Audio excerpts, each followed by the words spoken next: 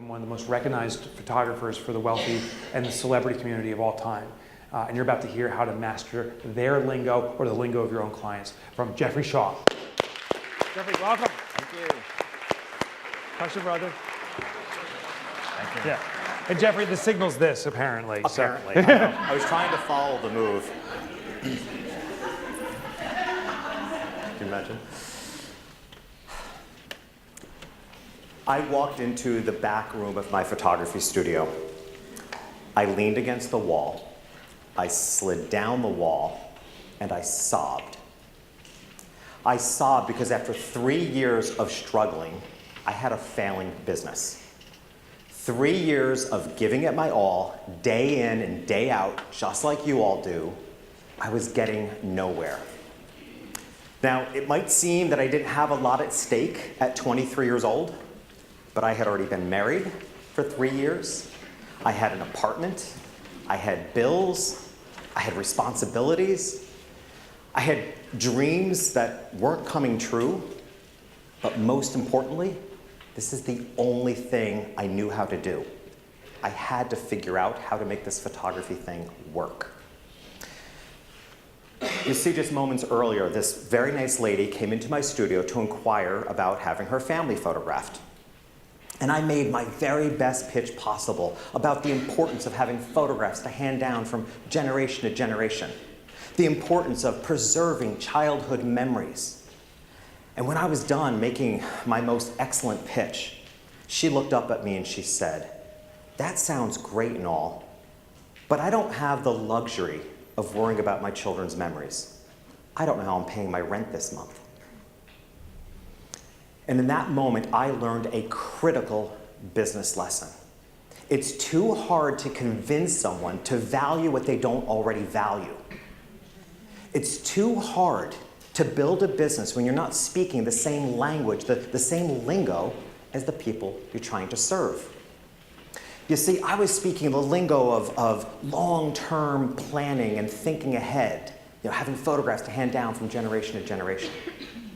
I was speaking the lingo of responsibility, making sure you've preserved your childhood memories, which means nothing to people trying to get by month to month. Now, you would have thought I would have known better. This was my hometown. This was the truth in my own family struggling to get by month after month. My father died at 52 years old without life insurance. I've had life insurance since I was 19 years old, right? It's cheaper. It became painfully clear to me that as nice as these folks were in my hometown, they were never going to get me. And honestly, I realized I don't really get them. So, have you ever had the feeling that some people just don't get you? Right? Do you sometimes get frustrated that what used to work in business doesn't seem to work anymore? Or what about those clients that you jump through hoops for, you give extra time, you go out of your way, and they're often the least profitable? Or the dreaded, they ask for a discount, or they challenge you on your rates. The reason these challenges come up is so often is because of you're not speaking the same lingo as your ideal clients. And when you're not speaking the lingo of your ideal clients, there's a miscommunication. A miscommunication between what's important and valuable to you and what's important and valuable to them. And where there's a miscommunication, you end up saying the right things, the things that are right and valuable to you, to the wrong people. Or perhaps you say the wrong things to the right people. But in either case, you don't get the results you want. What I'm going to share with you today is a branding and marketing strategy for you to learn to speak the lingo of your ideal clients. To speak their lingos, to speak to their heart, their values, and their emotions. Ironically, to speak someone's lingo is actually to speak kind of to their unspoken emotions. Have you ever understood someone so well that you knew to do something for them before they knew to ask for it. That's a home run. Right? Imagine knowing your clients so well that you knew what they really needed, which may not be what they asked for. Have you ever been the recipient of an act of kindness or a gift that made you feel completely seen, heard, and understood? Imagine knowing your clients so well that you make them feel seen, heard, and understood.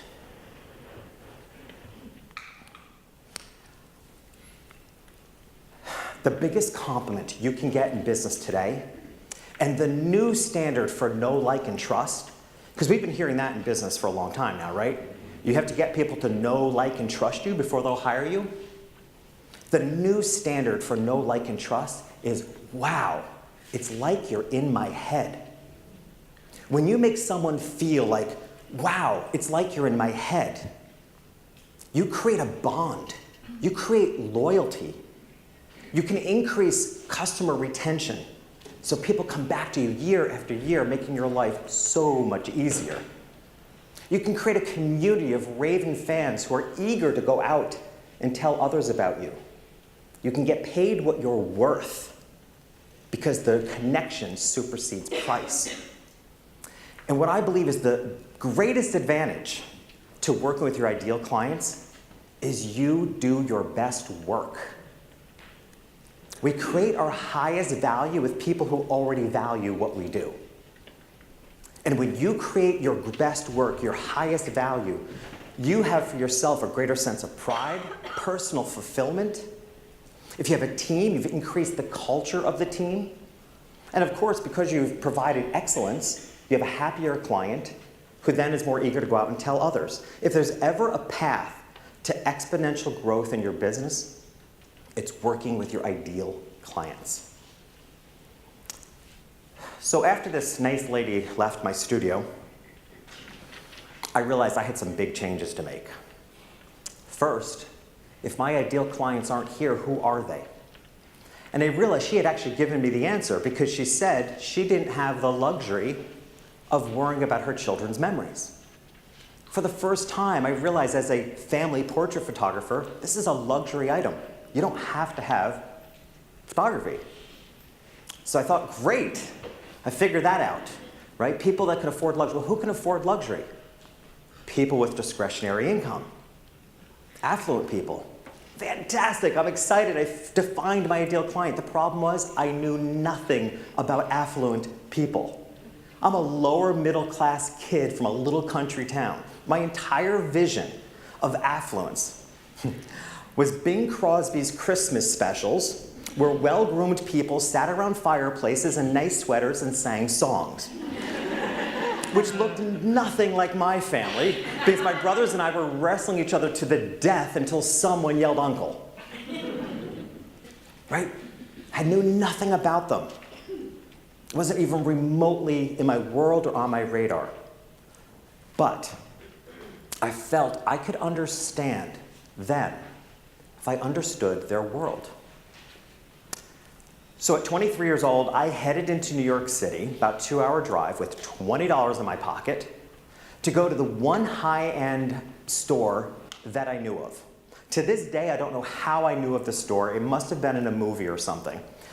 But I headed to New York City and went to Bergdorf Goodman. If you're not familiar with Bergdorf Goodman, it is a one-of-a-kind, exclusive department store on Fifth Avenue in New York City at 59th Street. One of the busiest intersections in New York City, if not one of the busiest intersections in the world. Tens of thousands, if not hundreds of thousands of people walk by it every day and don't even know it's there. Why? Because it's not for everybody. And either are any of us. So I go heading into this store through the revolving door, doorman. Oh, but wait.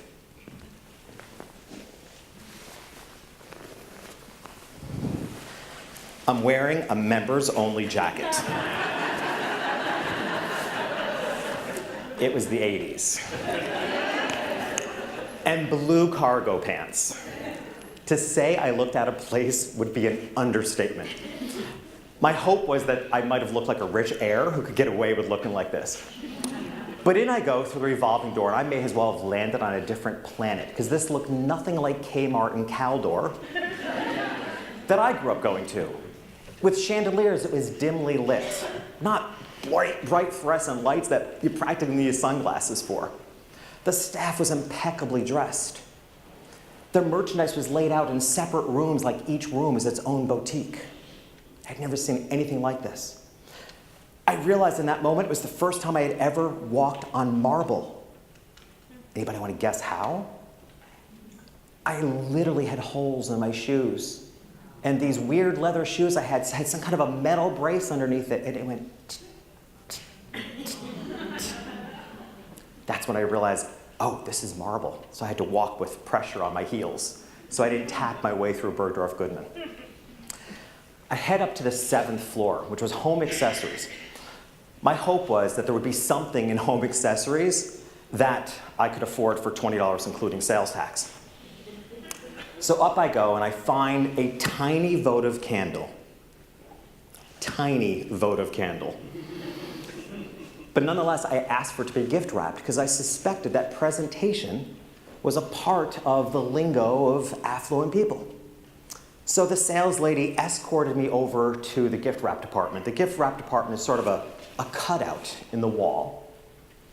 And there's this lovely lady on the other side. The sales lady shakes my hand, leaves. I lean over over this wall and I said, "Excuse me, can you show me how to wrap this so that it looks pretty and expensive? I'm trying to learn what rich people like." She kind of snickered just like that at me.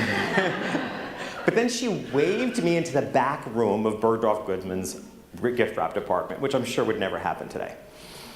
She proceeded to take a silver metallic box off the shelf, some purple ribbon, and I realized, signature packaging, part of the lingo. She then starts taking wads of tissue paper and wrapping this candle, and I mean wads of tissue paper. And as she goes to put the candle in this silver metallic box, she stopped with the most dramatic pause you can imagine. She looks up at me and she says, "Don't use any tape." I don't know about any of you, but this was the oddest thing I'd ever heard. I mean, in my family, we wrapped our Christmas presents with newspapers and duct tape. I'm seeing some nodding heads. Duct tape is the solution. You know how many times I went to school with my pants hemmed with duct tape? Solution to all things. But so I had to ask her. It's like, well, why can't I use any tape? She said, well, the customer is going to get this box home. Before they give it as a gift, they're going to untie the bow, take off the box top, unfold the tissue paper, make sure the candle is in perfect order, fold the tissue back up, put the top on, and retie the bow. And I realized in that moment I had just unlocked the secret to success. Successful businesses know their customers so well. They don't just know what happens in the store. They know how this client is going to behave when they get home. They're speaking a secret lingo. And in that moment I realized every business has a secret lingo. Every market, it's time to take the members only jacket off. Every market has a secret language. Whether your market is high-end, low-end, or anything in between, every market in every industry, it's what I love about lingo is that it's so adaptable. So each of you can take these strategies and adapt it to your market economically, your ideal client, any socioeconomic scale. And I realized that the stores that I grew up going to, it's not that they were bad. They were speaking the lingo of my family, right? So I realized that speaking the lingo had so much power, that no tape was this weird secret language.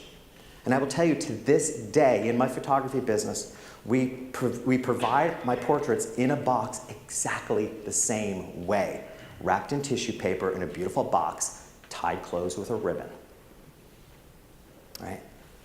Once I realized this, I got insanely curious about what else don't I know? If there's a secret language, it's sort of like radio frequencies. We know they're there, but we just don't tune into that frequency, right? Whatever genre of music you listen to, if you listen to country, you listen to hip hop, whatever genre you listen to, you know the other genres are there, you just may not tune in. So I'm telling you, the world is operating at all these frequencies of different lingos that you may or may not be paying attention to. So as I left the gift wrap department, I started looking around the store and I saw people's names everywhere and realized they were designer names. Designer names making everything look expensive and couture. My business at the time was not in my name. I started flipping over merchandise and looking at the prices. The prices were always rounded off in this store. They were $500, $250, $3,000, but no cents. Right? I grew up in stores where everything was priced to the exact penny. Right? I also looked around and realized I couldn't see a register. The registers were all tucked away somewhere in some mysterious place. Unlike the stores I went to where the registers were lined up right up front. So with this information, I gave myself a challenge to completely rebrand and relaunch my business in 3 months. In the market that I felt was designed for who I was meant to serve. And in 1 year, I multiplied my business by 5 times. And a couple years after that, it was a 7-figure photography business, which is unheard of for an independent solo photographer. All because I learned to speak the lingo of my clientele. This, I believe, is a game-changing mindset shift for you to think about your business. It's not your job to prove your value to anyone. It is your job to find the people who value what you do. It's not your job to prove your value to anyone. It is your job to find the people that value what you do. By learning their secret language, and what I'm going to show you today will help you define your ideal client. It will help you find the clients that are the easiest to work with, that are the most profitable, that enable you to do your best work. It's based on 5 emotional triggers. And my friends, you all are in the most emotional business there is. You deal with people's money and transformation.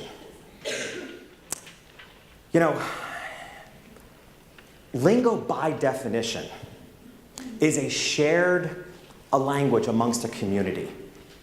Right? Lingo has been used throughout history to bind cultures together. Teenagers have a lingo, presumably so we parents don't know what they're talking about or texting. Right? But if lingo has been used throughout history to bind communities of like-minded people together that share common values, then why wouldn't we, as businesses, want to understand the lingo of the community ideal clients that we want to serve?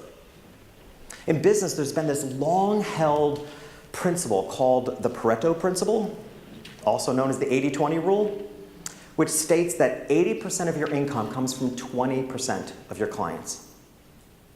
I'm not going to argue the mathematical accuracy, not with this audience. But think about it. If 80% of your income comes from 20% of your clients, what that's really saying is that 8 out of 10 clients are a waste of your time. I don't know about you, but I don't know a single small business that can afford to waste their time on 8 out of 10 clients.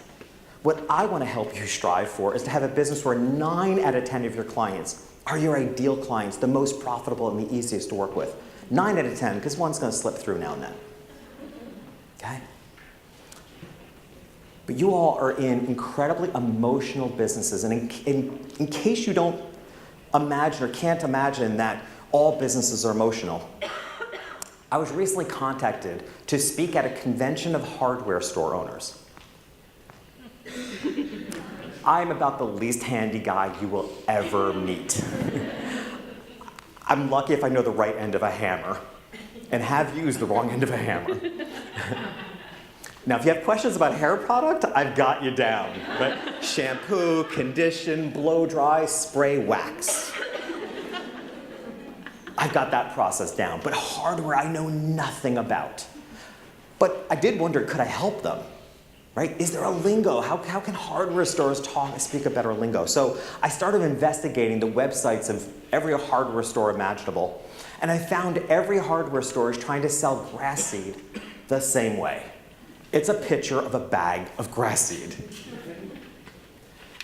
So in my proposal for the speaking gig, I went online and I found a photograph of, whoops. Okay, one more.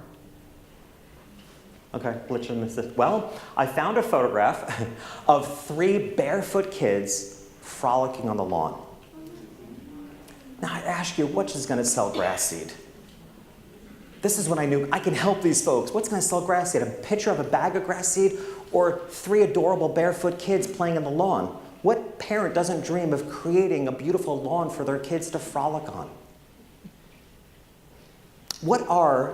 This is the audience participation part. What are some of the emotions that you think you're dealing with? You all know your industry so well, certainly better than I do, although I've studied more of you than you want to know. But what are some of the emotions you think you're dealing with? What was that? Exasperation. Wow, that's not what I came up with. Exasperation. Fear. Shame. Wow. Embarrassment. Okay, I'm actually overwhelmed. These are things that shame and doubt. I never even thought of these things. That's so awesome. Right? Just imagine. I mean, these are deeply emotional feelings that you're dealing with and that you can call forward.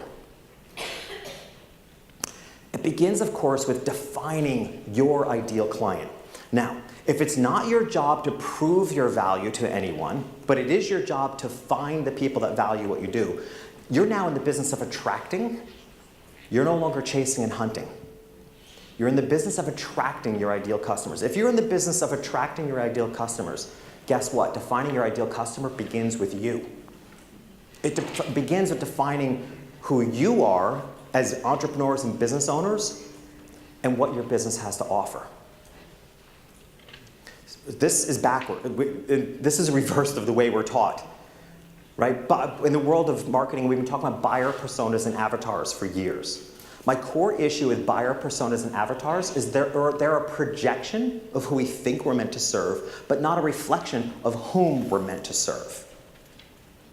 So defining your ideal client actually begins with you, and then asking the ultimate question, who will love that? Who will love that? This is me and my business at my best, and whom will love that? I'm sorry, what was your hand raise? Okay. I thought you were going to correct that it's supposed to be whom will love that. My lovely editor is in the back of the room, and we had a big debate. It's like, we know it's supposed to be whom, but who talks like that? So I went with who. So I want to offer you 3 exercises for you to be on your way of defining your ideal clients. Okay? First is to know your innate characteristics. What makes you who you are? An exercise to do that is to make a list of compliments you've heard throughout your life. Compliments you've heard throughout your life. Paying particular attention to those compliments that you just simply want to brush off because they don't seem valuable to you. Because you know what? Those are actually you at your highest value. The compliments that you hear throughout your life that you're like, that's no big deal. That's actually the world telling you this is me seeing you at your best. It's also why people have such a hard time charging what they're really worth, because what comes easy to you, you think, I could do that in 5 minutes. Why should I charge for it? We're programmed to charge for what's hard and not necessarily who we are at our highest value. So make a list of compliments that you've been hearing throughout your life and think about how that connects to who will love that. You know, in the Mastery the other day, somebody made a really good point that compliment or being made fun of, kind of the same thing sometimes. Like throughout my life, I was always complimented or made fun of the fact that I'm way over-organized. I was the kid that turned my homework in early. I'm 2 to 3 hours early for a flight to this day. I get everything done ahead of time, and I know where everything in life is. And guess who loves that? Wealthy people. I'm always a step ahead of them. They never have to worry about their appearances to their friends. Every T is crossed, every I is dotted. It's so important to know the value in what the world sees in you is in your natural form. We heard this morning about leveraging your strengths. And I will tell you, sometimes it's actually a selling point, but it's those innate characteristics that keep your clients. They get a taste of who you are at your best. They don't want to let it go. The second thing I want you to look at in defining your ideal clients is your skill set. Now, in addition to your education and your experience, I also want you to consider in what way are you uniquely wired for what you do? In what way is your brain wired in a way that gives you a special skill set? Do you see gaps where others don't see gaps? Do you see patterns where others don't see patterns? Do you see mindsets where people are stuck, where they can't see it themselves? Right? For me, both as a photographer and as a branding consultant, I have this weird ability to make clarity out of chaos. My clients call me the chaos curator. Right? I see the world in pieces and then compose it in a whole. I don't think I can make my brain function any other way. So in what way are you uniquely qualified for who you are and what you do, and who will love that? And then next is your unique perspective. This is a game changer. By unique perspective, I mean the unique way that you look at what you do. This is your separator from all competition, if you will, amongst same industry, even outside of your industry. This is your separator. In my book, LINGO, which I would love to correct, and I will in the next printing, in the book I say that your unique perspective is as different as your DNA. I've come to understand it's more unique than your DNA. It's why siblings in the same family can all have a very different perspective of their childhood. How you look at your life and why you do what you do is absolutely, infinitely unique to you, and is what can separate you from everybody else. You know, we talk a lot about the why. Knowing your why, that's important, but your unique perspective is sort of proof of the why. It's sort of the story that explains why you look at what you do as being valuable in the way that you do. I'll share a story with one of your peers. I'm not seeing her yet, but with her permission, Lori Peterson. Oh, right up front. So Lori and I had a wonderful chat about her business, and she went on to explain to me that her niche is landscapers and lawn keepers. And of course, I wanted to know why. What's the story behind that? And she explained to me that her father was a landscaper, and while she would have loved to have seen him more growing up, she respected how hard he worked. And so she wanted to build an accounting and bookkeeping business that would help landscapers and lawn keepers. And I said to her, so kind of your unique perspective is that you're an advocate for hardworking people. Right? That's so much more emotionally charged, right? It's through accounting and bookkeeping that she's an advocate for hardworking people. She has a personal story and experience that makes sense that would be her niche, and she does it with passion because she embraces her unique perspective.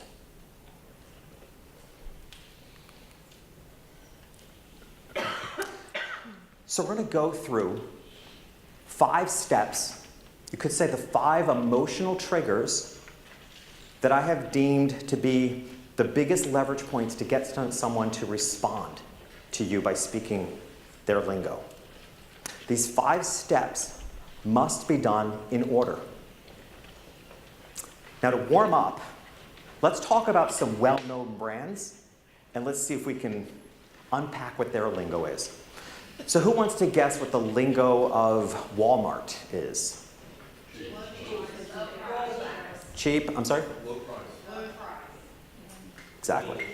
So I term it as they're cost conscious, right? Walmart is speaking the lingo of cost consciousness.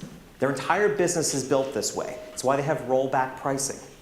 It's why items in Walmart are priced to the 100th of a cent, so you don't believe you're paying even 100th cent more than you should. Okay, completely cost-conscious lingo. What about Target? What's the lingo of Target? Buy everything you don't need. There's that. That's kind of my lingo in every store. Have you seen my shoes? I mean, come on. Even Mike pointed out, damn, those are nice. I'm like, I know. So,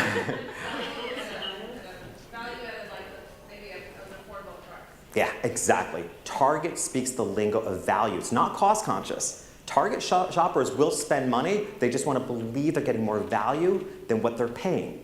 It's why they've been so successful bringing in designer labels like Isaac Mizrahi, Vera Wang, and Lily Pulitzer, right? Because it gives access to a broader audience at an affordable rate, but you feel pretty proud that you're able to wear what is normally a couture design. Have you ever noticed that Walmart and Target are right down the street from one another? Right? It's because both exist in the same community. It's just a matter of speaking the lingo and attracting your ideal client. Isn't that cool? So what about a brand like IKEA? Who wants to guess what the lingo of IKEA is? I'm sorry? It's for everybody? Nobody's for everybody. They're not for me.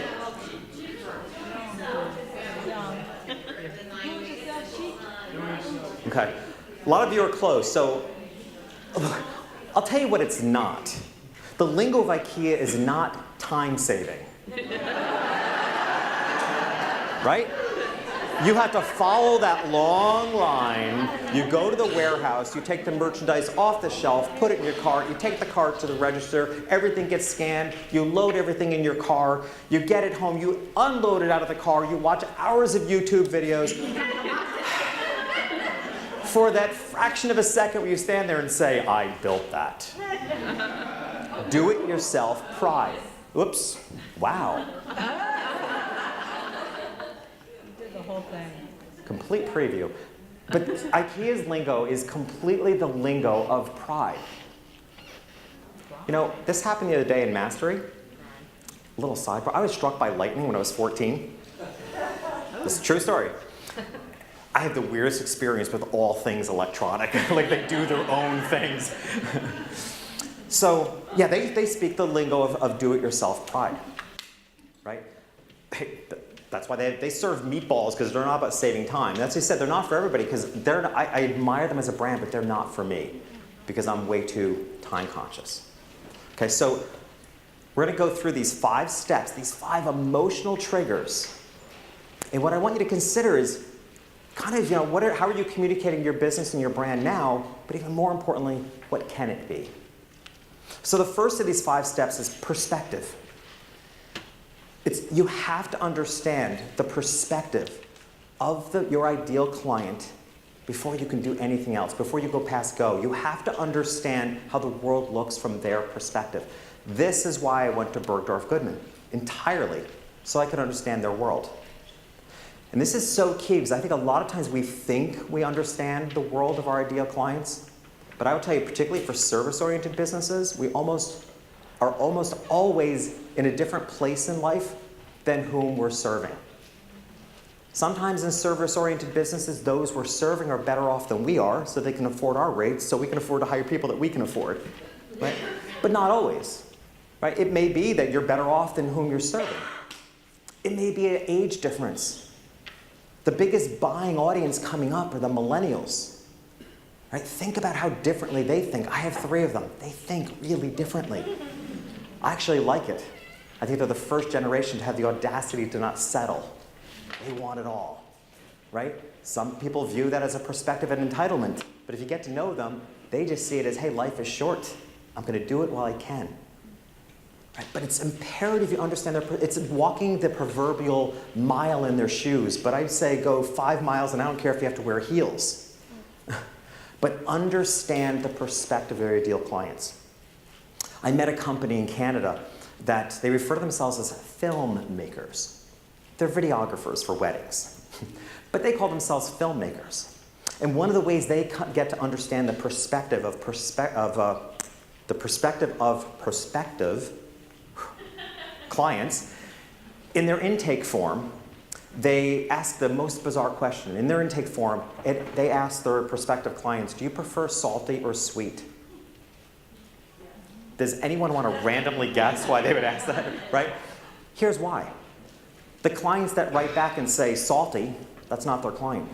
Or if they write back and say sweet, that's not their client. But the client that writes back and says, oh man, you're asking a really hard question because my mom used to make chocolate-covered peanut clusters with salty and sweet, so I really like both. That's their ideal client because that's the client that loves a story. Right? Ah, I love light bulbs go out. The next step is familiarity. This is the most powerful emotional trigger I know of. Because familiarity creates comfort and it stands out. We are drawn to that which is familiar to us. I challenge you to go to Europe and not see a Starbucks or a McDonald's logo. You can't unsee it. And it creates comfort. This is why there's such a thing as comfort food, particularly around holiday traditions. One year for Thanksgiving, I had the bright idea to make homemade biscuits from scratch. You know, my family, we had the biscuits that were in a tube. You smack the counter and they explode. Okay. Always trying to up the game in my family, I decided to make homemade biscuits from scratch. I show up at Thanksgiving dinner and everybody went nuts. They were not happy. Because I had broken a comfort food. They wanted the biscuits in a tube. So much so that my brother got in the car and drove down the street and my biscuits sat there uneaten except by me. Familiarity is so important. So you want to know what brands are your clients currently interacting with. And it doesn't have to have anything to do with your industry. Where do they grocery shop? Where do they eat? Do they stay in 5-star hotels, 1-star hotels? What's familiar to them? How can you recreate that feeling? It's a feeling. Familiarity is a strong feeling. If you're serving the high end, what's familiar to them when they go to, it's clean when they go to websites, simple. But you want to understand what feels familiar to them and recreate that environment in your business online and offline. You can go to where they go, you can read what they're reading, hang out in the coffee shop that they're hanging out in, but understand what feels familiar to them. Next is style. Often overlooked, but incredibly important. Style is much more surface level. Where familiarity is a feeling, style is a visual. But think about it. If you go into any discount clothing store, like a TJ Maxx or a Nordstrom Rack, any place that you go where, let's say if you're a medium, let's say all the medium shirts are on one rack, right? They're in one section. You're flipping through the hangers, what makes you stop? The style. People flip through websites and emails and promotions and marketing, all the things we're sending out, they flip through them like hangers at a discount store. How do you get them to stop? Because they feel like, wow, this style speaks to me.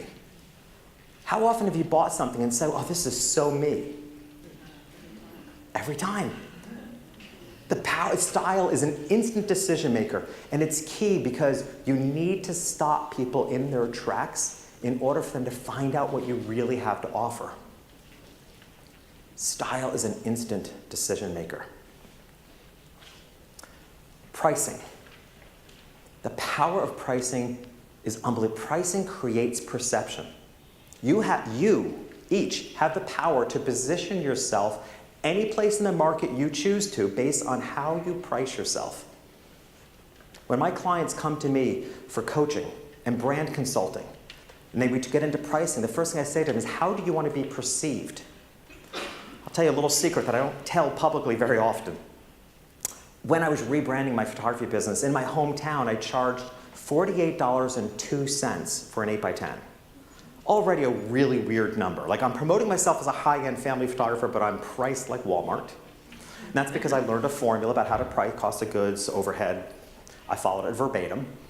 $48.02 for an 8x10, which for my hometown was really expensive because we usually got a pound of photographs for $19.99. In the market I was relaunching my business, I charged $300 for the same 8x10. Why? Because I needed to create the perception of high quality, unique, and expensive.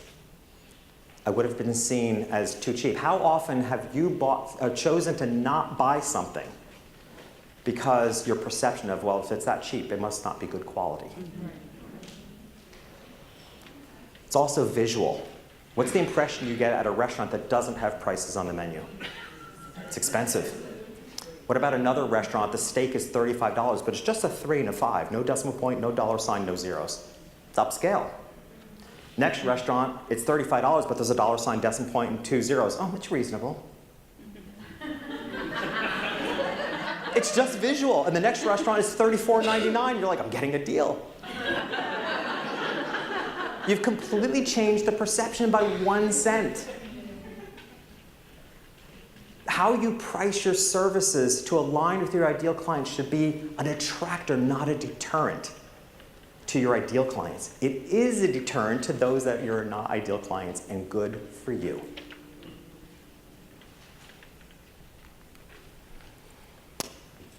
Words. The fifth of the 5 emotional triggers is words. How you communicate on your website. And I want to clarify something here about the power of websites. You have to understand, branding is speaking on your behalf when you're not present. And most of the time in business today, you're not present. Right? Your brand had better be speaking on your behalf and saying what you want it to say, or you're attracting the wrong clients. Branding is what I refer to as the 9-second pitch. You actually have 9 seconds to compel someone, stop them in their tracks before they'll go any further move with you. I was explaining to Mastery that this came up on a podcast interview. I said, branding is a 9-second pitch. I'm like, damn, that's good. So I, of course, bought the domain name because that's what I do. I own like 500 domain names because if I think of it, I told the group the other day, I didn't even name my kids until I could buy their domain name. God honest truth. I buy a domain name for anything I can think of. So I thought, 9-second pitch, branding's a 9-second pitch. Awesome, I'm going to own 9secondpitch.com. And I thought, gosh, now I need to buy 7secondpitch.com and 5secondpitch.com because this is never going to get better. Right? That's how quickly your brand message and image must communicate to your ideal client. 9 seconds. So the words you use have an incredible amount of power, and the 2 most effective strategies that I've come up with are, one's called a standout statement, and the second is self-identifying questions. A standout statement I've referred to as kind of the modern day slogan or tagline. Slogans and taglines are just clever things people have thought up from their head.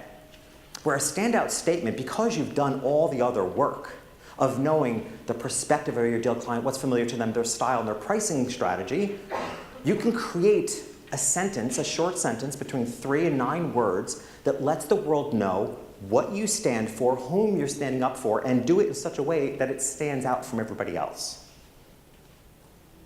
That's the first thing people see when they see your brand message, whether it's the top of a promotion or your website. And the second is the power of self-identifying questions. I had said earlier, if it's not your job to prove your value, it's your job to attract people. Self-identifying questions allows people to identify for themselves that they are your ideal client. Imagine not having to do that anymore. And you do that by posing questions that are already in their head, which you can now do because you know them that well. You know their perspective, what's familiar to them, the style that resonates for them, their pricing psychology. You can now pose questions that make them feel like, wow, it's like they're in my head. Give you an example. A coaching client came to me recently. She has a 6-month parenting program, well into the 5 figures for this 6-month program. So she's not for everybody. She's in Manhattan. I kind of refer to her clients as kind of the Upper East Side parents. When she first came to me with her website, first thing it said on the website was, less stress, more sleep. Now, that actually resonates probably for most of us. Okay? Because for most of us, when we have babies, it's a big disruptor to our life. We lose sleep, probably sets us back economically. We can't get together with our friends so much. But that's not the lifestyle of people that can afford a 5-figure parenting program. I had said to her, they're not losing sleep. They have baby nurses.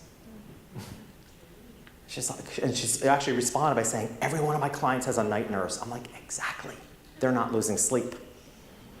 So we changed, when we really tapped into the values of her clients, we said, you know, what's important to this clientele is that they do the right thing. These are folks that went to the right school. Their life is buttoned down. They do all the right thing. So what's most important to them is that they do the right thing by their kids. So we changed that headline to helping new parents make a good life even better. They already have a great life, and they don't change that when that baby comes along. They have all the support they need, right? Self-identifying question. We wanted to pose, what's the question that's in their mind? So we said, do you want to be confident you've done all you can for your baby? Yes. They want to feel like they've done all they can. If that kid winds up being a screw-up in life, I did all I can. The rest of it's out of my hands. But that's the most important thing to them. Now, do you see why in the beginning I said you must do these steps in order?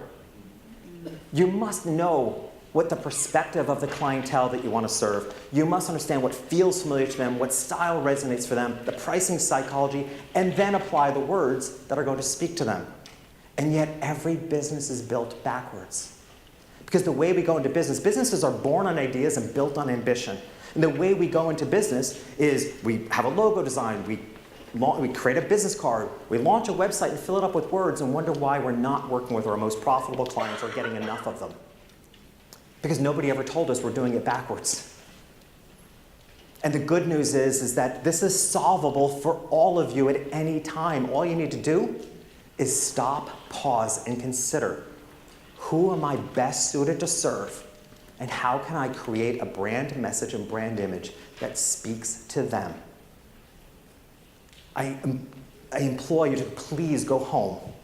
Take a look at your websites. Take a look at everything you're putting out. And consider, who are you meant to serve? And are you speaking to them? I've thrown a lot at you today. Can you go back, please? I'm getting the 5-minute flashcard back there. No. I'm happy to fill you in later, too. But literally just last night, my concern was, I know how overwhelming this all can be, and somebody said, Mike said yesterday, a fire hose or something. I know I'm throwing a lot at you. So here's what I'm willing to do for you. I'm willing to take a look at every one of your websites if you want and tell you if I can see an immediate break. And honestly, it's not as time-consuming as you think because I can see it in 9 seconds. So all you need to do is text to the phone number 33444, text the word Shaw Gift, one word, and it will walk you through the rest of the process. You'll get an email, and you'll click on the link, and you'll fill out a really quick application. And the application is important because I will need to hear from you first who you think you're meant to serve and what you think you're saying, and then I go to your website, and I see if that's what you're really coming across. And then I'll get back to you with some initial first steps that you can make changes on your website. Would that be helpful? Yes. Okay. I did this for a small group recently for 50 people. I offered it to 50 people. All 50 of them took it. 49 out of 50, I had minimally 3 suggestions to make. One website was like, I have nothing to offer you. It was that good. But 49 out of 50, I could see the break between who they think they're talking to and what's actually coming across. You know, my last minute, I just want to acknowledge something that's so important to me. I mentioned earlier that my father died at 52 years old. There's a little more to the story. You want to go the whole thing, but he died the day of my wedding. Crazy scenario, I know. It was sudden. As I watched him pass, it occurred to me I was never going to hear this man say he was proud of me. As a coach, I lead large groups, and one of the exercises I do to bring something to a close, I split the audience in half. And I have half the audience stand with their eyes closed, and the other half walks up to the people with their eyes closed and whispers in their ear what they most want to hear. I've been doing this for years, and year after year I hear people whisper into each other's ear, I'm proud of you. I started I'm Proud of You Day, hashtag I'm Proud of You Day. I started 2 years ago when I turned the same age my father was when he died, which I had been dreading for years. And I thought, I need to do something more positive with this. So I started a social media movement. We had 2 million hits the first year, encouraging people to tell the people in your life that you're proud of them. I am proud of all of you. My podcast is called Creative Warriors, because it takes the spirit of a warrior to do what we all do. We're on the forefront. We're also on the forefront of change. In a world that's becoming so technologically advanced with artificial intelligence and automation, we're not going to stop it. It's all a good thing. But you know, the world is going to crave humanity. Because I've been in business long enough to know that whenever something goes in one direction, the opposite becomes true. We have the power to make such change in the world. You are all the warriors on the forefront of social change. I'm proud of you. I thank you for doing that and for being here today.